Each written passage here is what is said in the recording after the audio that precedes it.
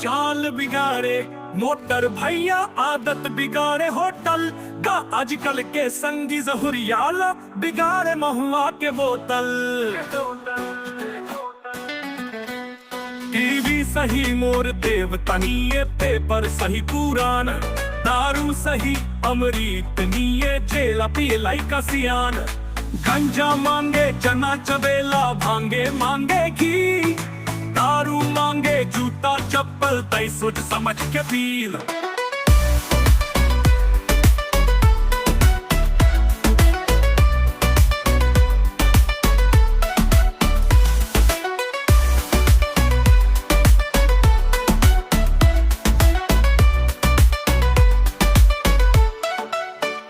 चाल बिगाड़े मोटर भैया, आदत बिगाड़े होटल गा। आजकल के संगी जहुरियाला बिगाड़े महुआ के बोतल। टीवी सही मोर देवता निये, पेपर सही पुरान, दारू सही अमृत निये, जेला पियलाई का सियान।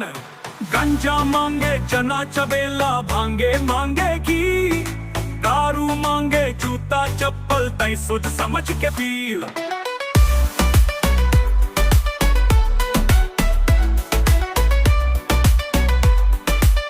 सोच समझ के पील।